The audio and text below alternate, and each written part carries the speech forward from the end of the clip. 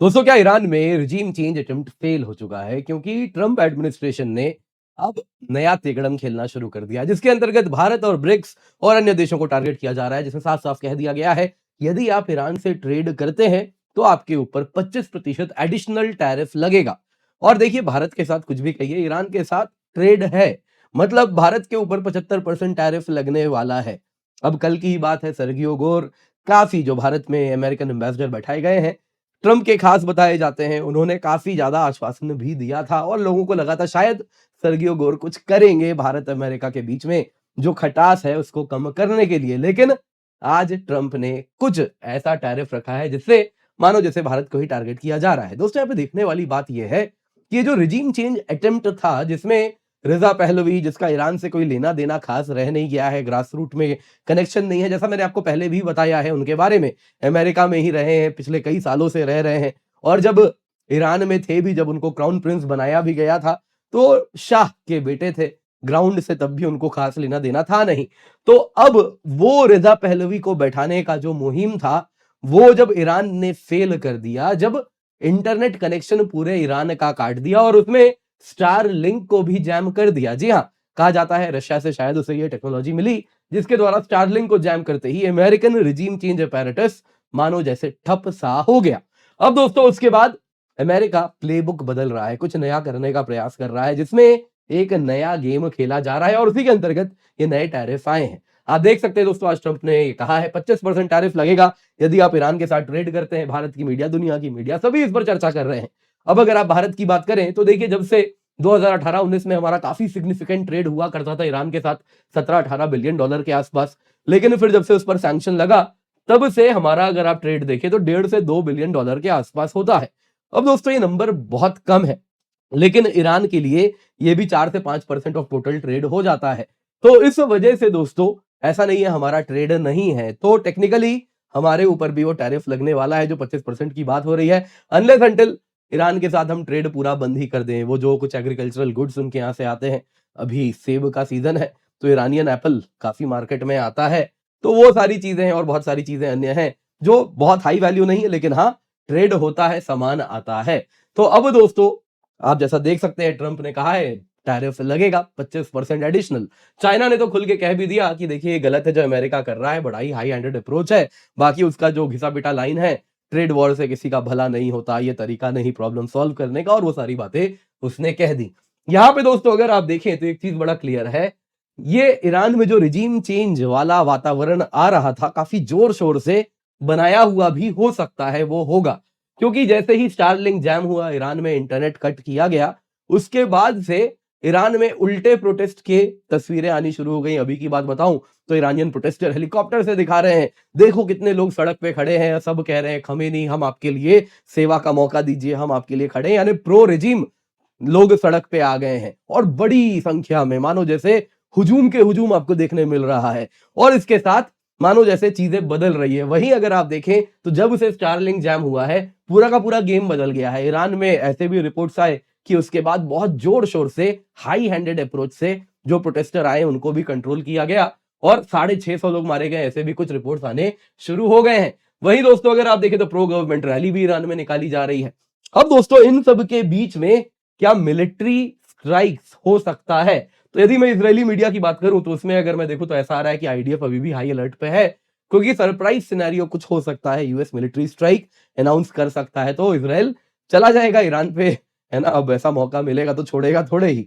अब दोस्तों यहाँ पे इन सब के बीच में अगर हम देखें तो एक चीज समझ आ रही है, ये जो टैरिफ आया है ये कहीं ना कहीं सॉर्ट ऑफ एक्सेप्टेंस है कि रिजीम चेंज वैसे तो नहीं होने वाला, कुछ अलग करना पड़ेगा, रिजीम चेंज ही लाना है लेकिन तरीका कुछ बदलना पड़ेगा। तो क्या हो रहा है, आइए जरा आज उसी पर चर्चा करते हैं। पर इससे पहले आगे बढ़े, आपसे निवेदन है वीडियो लाइक करें, चैनल सब्सक्राइब करें, बेल आइकन अवश्य दबा दें, और साथ ही साथ दोस्तों यूपीएससी मंजिल भाई अकेडमी पिन कमेंट में लिंक है, इस चैनल पे आप जुड़ जाएं क्योंकि हमारा गो टू चैनल है आपके यूपीएससी नीड्स के लिए, जहां पे बिल्कुल बेसिक से एडवांस तक हम तैयारी करा रहे हैं। तो आप अवश्य जुड़ें क्योंकि यहाँ पे जो पढ़ाई हो रही है बिल्कुल टॉप नॉच है, जहां पे आपको जुड़ना है। तो सबसे पहले दोस्तों ट्रंप के लेटेस्ट टैरिफ के बारे में, ट्रंप ने जैसा अनाउंस किया इफेक्टिव इमीडिएटली, वो कोई भी देश जो ईरान के साथ बिजनेस करता है उसके ऊपर 25% एडिशनल टैरिफ लगेगा यदि वो जो भी सामान अमेरिका को बेचेगा उस पर। और इसके साथ ये ऑर्डर फाइनल है, कंक्लूसिव है। Thank you for your attention to this matter. अब इसके साथ दोस्तों देखिए डायरेक्टली इंडिया को इंपैक्ट करेगा, क्योंकि जैसा आपको मैंने बताया देखिए इंडिया ट्रेड तो ईरान के साथ करता है। अब दोस्तों अगर हम देखें तो इसके साथ हमारे ऊपर अमेरिकन टैरिफ बढ़ के हो जाएगा पहले का 50, नया 25 बन गया 75%। और संभावना है ये 500% तक और कुछ भी हो सकता है, क्योंकि नया बिल यूएस में आ चुका है, जो कि आप देखें तो ट्रंप ने ऑलरेडी कहा है हाँ मैं अप्रूव करूंगा 500% टैरिफ यदि आप रूसी तेल खरीदते हैं। तो शायद 500% प्लस ईरान की वजह से 25%, 525% हो सकता है। अब इस पर हम ज्यादा चर्चा नहीं करेंगे, ऑलरेडी डिटेल में इस पर हमने वार्तालाप किया है और आपको बताया है टैरिफ 70% लगाओ, 50% लगाओ, 100 लगाओ, 500 लगाओ, खास फर्क पड़ता नहीं है। 50,000% भी उसके बाद लगा दो, मार्केट क्लोज हो चुका है। अब दोस्तों यहाँ पे अगर आप देखें तो ये जो टाइमिंग है बड़ा इंपॉर्टेंट है। एक तरफ कल सर्गियो गोर बड़ी मीठी मीठी बातें कर रहे थे, ट्रेड नेगोशिएशन चल रहा है, वैसे ही पैक्स सिलिका में अगर आप देखें तो हमारे इलेक्ट्रॉनिक्स मिनिस्टर इस वक्त यूएस गए हुए हैं, तो ये सारी बातें भी हो रही हैं और दूसरी तरफ ये न्यूज भी सामने आ रहा है। अब दोस्तों अगर हम देखें तो वो सारे देश जो टारगेटेड होंगे इससे, देखिए सबसे बड़ा तो चाइना है, 30% ईरान का टोटल ट्रेड वहीं से होता है। यूएई वो हब है जहां से ईरान का सामान अगर आप देखें तो यूएई पहुंचता है, मेड इन यूएई का टैग लगता है और दुनिया में बेचा जाता है। तो यूएई भी होगा, तुर्की भी होगा, इंडिया भी होगा, इराक भी होगा, पाकिस्तान भी है, 3 से 5% ट्रेड है। इसके सिवा बहुत बड़ा ब्लैक ट्रेड है उनका, जो कि इस प्रकार से बिलिंग वगैरह में नहीं आता है, बस इलीगल ट्रेड होता है। वैसे ही रशिया भी है, अर्मीनिया भी है, यूरोपियन यूनियन भी है। हालांकि दोस्तों यहाँ पे ट्रंप के पास अगर आप देखें तो केस बाई केस वेवर देगा, वो कुछ देश पे लगाना है वो वही ट्रंप डिसाइड करने वाले हैं। तो क्लियरली यहाँ पे शायद पाकिस्तान वगैरह को और तुर्की वगैरह को वो वेवर दे देंगे और इंडिया के ऊपर लगने की संभावना है। अब देखिए दोस्तों ये इसलिए भी कह रहा हूं क्योंकि हो सकता है जल्दी वापस ट्रेड नेगोशिएशन होगा, तो उसके पहले ट्रंप इसको भी एक कार्ड की तरह खेलना चाह रहे हैं। हालांकि चाइनीज ने साफ साफ कह दिया है कि देखिए ये जो टैरिफ पे लेके अमेरिका का पोजीशन है वो बड़ा गलत है, ट्रेड वॉर से कोई विनर नहीं होता, ये कोअर्जन और प्रेशर है उससे प्रॉब्लम सॉल्व नहीं होते। चाइना इस प्रकार के यूनिलैटरल एक्शन को अपोज करता है और वो सारे स्टेप्स लेगा जिससे इस प्रकार से लेजिटिमेट राइट्स एंड इंटरेस्ट को कोई हनन उसका ना करे। अब दोस्तों अमेरिका को ये कदम क्यों उठाना पड़ा? बड़ा अच्छा लग रहा था, अब तक तो मीडिया में बवाल चल रहा था कि रिजीम चेंज हो गया, रिजीम चेंज हो गया, खमीनी जाने वाले हैं, जाने वाले हैं। तो अब क्या हुआ? दोस्तों हुआ यूं है, 8 जनवरी जो कि डे 12 था प्रोटेस्ट का, उसके बाद नियर टोटल इंटरनेट शटडाउन हुआ, कनेक्टिविटी नियर जीरो हो गई, phone, bank, hospital, daily life सब बंद हो गया जो इंटरनेट से कनेक्टेड है। स्टारलिंक ने दोस्तों इस वक्त 40,000 से 50,000 टर्मिनल ईरान में तैनात थे। ये सब दोस्तों इलीगल है। अगर आप देखें तो एंटी एस्पियोनाज लॉज के अंदर ईरान में बैंड है स्टारलिंक टर्मिनल रखना, लेकिन वहां पे एक्टिवेटेड थे ये सब। और वैसे आपको बता देता हूं, अगर आपके पास स्टारलिंक टर्मिनल है ईरान में तो आपके ऊपर डेथ सेंटेंस भी हो सकता है और इंप्रिजनमेंट तो तय है। खैर दोस्तों जैसे ही प्रोटेस्ट हुआ, इंटरनेट कट डाउन हुआ, स्टारलिंक एक्टिवेट हो जाता है। लेकिन उसके बाद ईरानियन रिजीम क्या करती है? मिलिट्री ग्रेड जैमर्स लगाती है, जीपीएस ही जैम कर दिया जाता है इन इलाकों में। जहां जहां प्रोटेस्ट हो रहा है वहां पे जीपीएस जैम, निकालो वीडियोस, निकालो फोटोज, पूरे के पूरे ईरान में इस प्रकार से ये जो सैटेलाइट फ्रीक्वेंसीज है सब जैम हो जाता है। और उसके बाद स्टारलिंक में अगर आप देखें तो प्रोग्रेसिव डिसरप्शन होता है। स्टार्टिंग में 30% पैकेट लॉस रिपोर्ट किया जाता है इस पूरे इलाके में, जो कि बढ़ के 80% से अधिक हो जाता है और फिर total packet loss Starlink cut जाता है। कहा जाता है दोस्तों ये टेक्नोलॉजी ईरान के पास रशिया से आई और जिस वजह से जैसे ही स्टारलिंक कट हो गया, प्रोटेस्टर्स मानो जैसे कहीं ना कहीं बैकफुट में आ गए। बहुत बड़ा प्रॉब्लम ये हुआ दोस्तों, जो कोऑर्डिनेशन था प्रोटेस्टर्स का वो डिस्टर्ब हो जाता है। जैसे ही स्टारलिंक अगर आप देखें तो इंटरनेट एक्सेस देता है इन सभी प्रोटेस्टर्स के जो कहीं ना कहीं लीडर्स होते हैं, वो ऑर्गेनाइज कर रहे होते हैं, तो उनके पास वो आपस में कोऑर्डिनेट करते रहते हैं। लेकिन अब वो कोऑर्डिनेशन नेशन वाइड जो हो रहा था, जो रेजा पहलवी वहां से बोल रहे थे, ग्राउंड में बाकी वर्कर्स थे, कहा जाता है काफी ज्यादा यहाँ पे इसराइल से भी प्रो इसराइल कुछ लोग भी थे वहां पे, तो वो सभी के सभी लोग कहीं ना कहीं डिसरप्टेड हो जाते हैं। वैसे ही अगर आप देखें तो इंफॉर्मेशन शेयरिंग, ग्लोबल अवेयरनेस खत्म हो जाता है।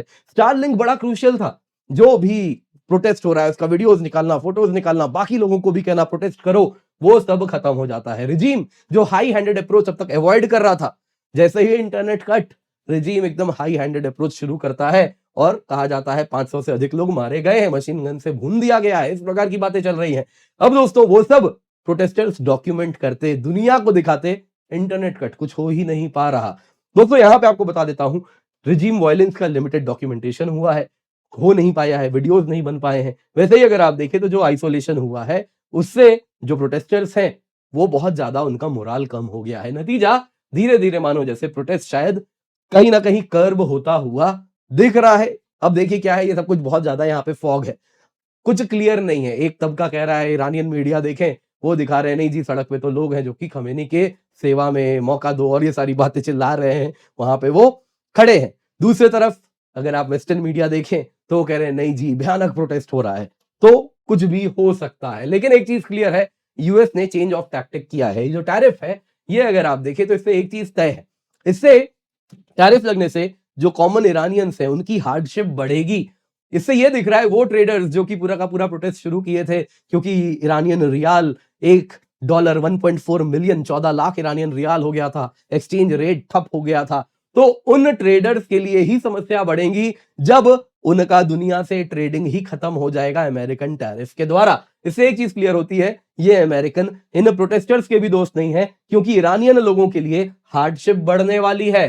फॉरेन करेंसी नहीं रहेगी, फूड कहां से लोगे, मेडिसिन कहां से लोगे, मशीनरी कहां से लोगे, फूड शॉर्टेज होने वाला है, इन्फ्लेशन बढ़ने वाला है, कॉमन ईरानियन लोग इंपैक्टेड होने वाले हैं इससे।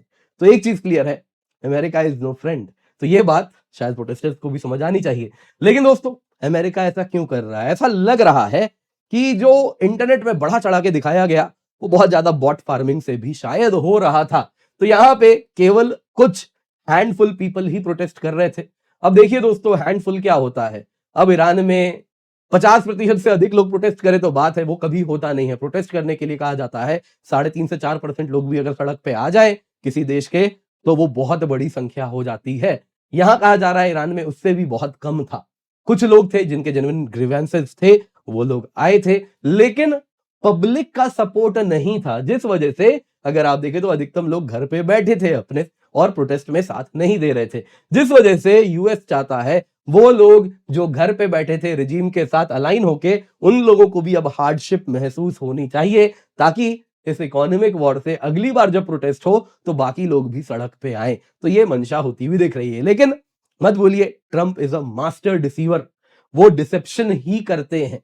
आपको याद होगा ईरान पे पिछली बार जब स्ट्राइक किया गया था तब हुआ था जब टॉक्स चल रहे थे। पुतिन के ऊपर जो हमला हुआ सो कॉल्ड यूक्रेन से, वो तब हुआ जब ट्रंप और पुतिन में वार्तालाप होना था। यूएस को मालूम था पुतिन कहां बैठे क्योंकि उनको वो कॉल लेना है, कहां से लेना है, एक एक कोऑर्डिनेट्स थे, उसी वक्त हमला किया गया था। तो यहां पे दोस्तों एक चीज तय है, ट्रंप की बातों पे किसी को भरोसा नहीं है। ये कुछ कहते हैं करते कुछ है, तो वापस कुछ वैसा ही हो सकता है। तो कोई बड़ी बात नहीं है, कुछ देर बाद न्यूज आए अमेरिकन जेट्स भी ईरान में है ना डेमोक्रेसी लेके पहुंच रहे हैं, तो कुछ भी हो सकता है। लेकिन एक चीज तय है, ट्रंप पे भरोसा करना कहीं ना कहीं बड़ा खतरनाक होने वाला है। उम्मीद करता हूं दोस्तों आपको वीडियो पसंद आई होगी, लाइक जरूर कीजिएगा। Unacademy all India UPSC CC prelims mock test है 17 जनवरी को, जरूर जुड़िएगा। सुबह 9:30 बजे, शाम को 2:30 बजे आपको जुड़ना है। और इसके सिवा अनअकैडमी रिवीजन टेस्ट सीरीज आपके लिए हम लेकर के आए हैं, आपको घर पे डिलीवर करेंगे 1999 रुपीज में। आपके लिए दोस्तों 2500 से अधिक हाई क्वालिटी प्रीलिम्स क्वेश्चन है, 30 टेस्ट दिया जाएगा साथ में, जिसमें अगर आप देखें तो 8 सब्जेक्ट वाइज ऑनलाइन टेस्ट है, हिस्ट्री, पॉलिटी, ज्योग्राफी सारे सब्जेक्ट्स कवर कर रहे हैं। 22 फुल लेंथ टेस्ट है, 11 जीएस का, 11 सीसैट का, रियल एग्जाम सिमुलेशन है, आपको क्वेश्चन पेपर जैसा एक्चुअल एग्जाम में आता है वैसा घर पे डिलीवर करेंगे। साथ में अगर आप देखें तो आपको हम ओएमआर शीट भी दे रहे हैं, आप ऑनलाइन ऑफलाइन दोनों ही एग्जाम भी दे पाएंगे। साथ साथ दोस्तों आपको प्रॉपर वीडियो डिस्कशन मिलता है, एजुकेटर लेड एनालिसिस मिलती है, तो आप निश्चिंत होकर जुड़ सकते हैं। बहुत ही अफोर्डेबल प्राइस है, आप देख सकते हैं 2,500 से अधिक हाई क्वालिटी क्वेश्चंस और फुल लेंथ मॉक टेस्ट भी आपको मिल रहा है, सब्जेक्ट वाइज भी मिल रहा है। तो जल्दी से जाइए, जाके जुड़िए, पिन कमेंट में इसका लिंक है। Use the code KC10 for maximum discount.